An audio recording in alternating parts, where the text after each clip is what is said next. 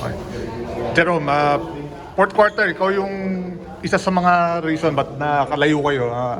Paano lang yung ginawa nyo noon nung fourth quarter? Um, Wala, ano lang, bago mag-start yung fourth quarter, talagang sinabi ni Coach LA na di kami pwedeng mag-relax nung meron to kasi di talaga sila magbaback down. So, ang ginawa naman namin is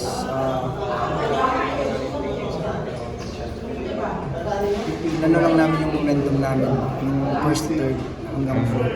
Yun lang. Di ba kayo nag-worry na kasi nagka-momentum kayo end of the third tapos biglang na-delay dahil may leak, ganyan. Di ba kayo nag-worry? Medyo nag-worry kami kasi yun nga na natigil yung momentum namin. Kasi lumamang kami na half shot sa third. So, wala, ganun talaga nangyari. So, ang ginawa lang talaga namin is to focus sa game. Yun lang. Jerome, sabi ni Coach, isa ka daw sa mga pinapagalitan niya, madalas pagalitan dahil tingin niya may yung potential mo, masaya, pero masaya siya dun sa, di lang sa mga na-score mo, kundi sa way na dinala mo yung opensa. Well, para sa akin, okay sa akin yun.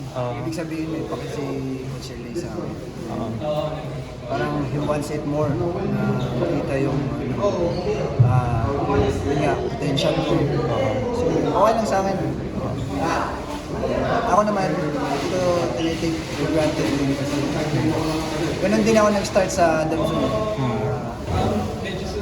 Pinapagalitan hanggang matuto.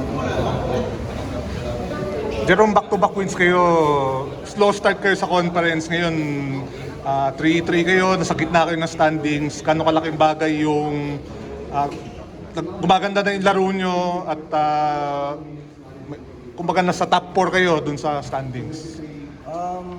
Siguro, siyempre masaya kami kasi nga yun yung target talaga namin na mapunta dun sa top 3 or 4 bago mag-break. So sana this coming Wednesday makuha ulit namin yung panalo. Sana. Rest back kayo sa Phoenix. Yes, re-rest back kami sa Phoenix kasi talo kami round 1.